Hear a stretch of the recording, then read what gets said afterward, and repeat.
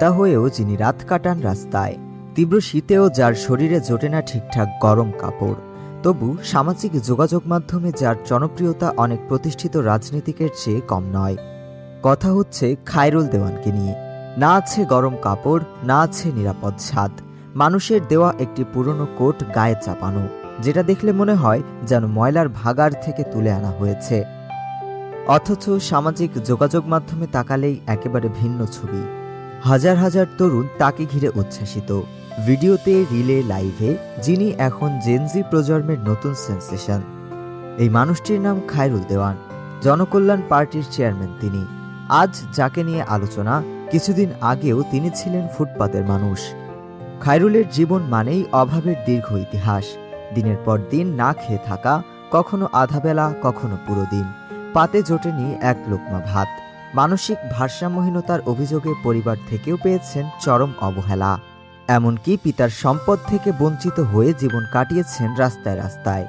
কিন্তু দারিদ্রতা তাকে দমাতে পারেনি। দেশের জন্য তার ভেতরে ছিল পরিবর্তনের আগুন। অধিকার বঞ্চিত শিশুদের মুখ তাকে দেখিয়েছে অন্য এক বাংলাদেশের স্বপ্ন। সেই স্বপ্ন থেকেই তিনি হাতে তুলে নেন মাইক, রাস্তায় দাঁড়িয়ে দেন সমাজ বদলের ডাক। মানুষ তাকে পাগল বলেছে, হাসির পাত্র বানিয়েছে, কেউ কেউ উত্তেজিত হয়ে তাকে মারধরও করেছে। তবু দমে যাননি খায়রুল দেওয়ান। ওয়ান ম্যান আর্মির মতো একাই কাঁপিয়েছেন পল্টনের ব্যস্ত রাজপথ। ভাঙা সাইকেলের টুংটাং শব্দে মাসের 30 দিনই হাজিরা দিয়েছেন রাজপথে। সেই উপস্থিতিই ধীরে ধীরে বদলে দিয়েছে মানুষের দৃষ্টিভঙ্গি। শুরুর দিকে তার কথা শুনে অনেকের মনে হতো এ যেন পাগলের প্রলাপ, কিন্তু সময়ের সঙ্গে সঙ্গে তার কথায় যুক্তি এসেছে, ভাষায় এসেছে পরিণতি। আজ অনেকেই বলছেন, যে লোকটা একসময় পাতায় পাতায় চলত, সে এখন রাজনীতির শিরায় শিরায় প্রবেশ করছে। একসময় যাকে ফুটপাতে বক্তব্য দেওয়ার অপরাধে কান ধরানো হতো, আজ সেই খায়রুল দেওয়ান হাঁটলে থেমে যায় মানুষ। দেখা যায় উচ্ছ্বাস, হাততালি আর স্লোগান।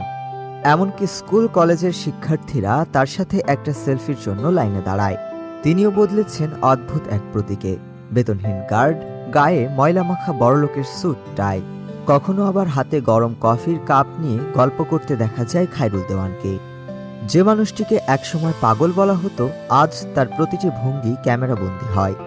খায়রুল দেওয়ান বলেন, সংসদে যেতে পারলে তিনি দেশের সব রাস্তাঘাটের টাইলস বসিয়ে দেবেন, শ্রমিকের ন্যূনতম মজুরি করবেন 30,000 টাকা, রোধ করবেন নদী ভাঙন, অসহায়দের চিকিৎসা দেবেন বিনামূল্যে, শিক্ষা হবে সবার জন্য উন্মুক্ত। তিনি বলেন, গরিব হলেও তিনি বেঈমান নন। খোদা চাইলে সংসদে গিয়ে বাংলাদেশের চেহারা বদলে দেবেন তিনি। তার শাসনে মানুষ পাবে নিরাপদ জীবন, ভরা পেট আর গাইবে সুখের গান। জনকল্যাণ পার্টি যদি রাষ্ট্র ক্ষমতায় যায়, শ্রমিক পাবে ন্যায্য মজুরি, শিশু পাবে সুন্দর শৈশব, নারী পাবে নিরাপদ সমাজ। হিন্দু, মুসলমান, বৌদ্ধ, খ্রিস্টান, খায়রুল দেওয়ানের চোখে সবাই সমান। সন্ত্রাস থাকবে বাংলার মাটিতে যতদিন আমরা জনতা আছি, বাংলার জনগণ আছে। এই বাংলার দেশে হিন্দু, মুসলিম, বৌদ্ধ, খ্রিস্টান যতদিন আছি, ততদিন এখানে সন্ত্রাস থাকবে না। ধর্মের নামে বিভাজন থামাতে চান তিনি। চাঁদাবাজ, সন্ত্রাসী, ছিনতাইকারী এদের কাউকেই আর রাস্তায় দেখা যাবে না, কারণ তিনি এদের সবাইকে ডান্ডা মেরে ঠান্ডা করে দেবেন। পাগলামি নাকি প্রতিবাদ, সেই বিতর্ক চলছেই। তবে সত্য অস্বীকার করার উপায় নেই। ফুটপাত থেকে উঠে এসে এই মানুষটি এখন সবার মুখে মুখে। খায়রুল দেওয়ান প্রমাণ করছেন, রাজনীতিতে কখনো কখনো ক্ষমতার চেয়ে শক্তিশালী অভিজ্ঞতা আর দারিদ্র্য থেকে জন্ম নিতে পারে সবচেয়ে উচ্চকণ্ঠ প্রতিবাদ। ডেস্ক রিপোর্ট, আজ বার্তা।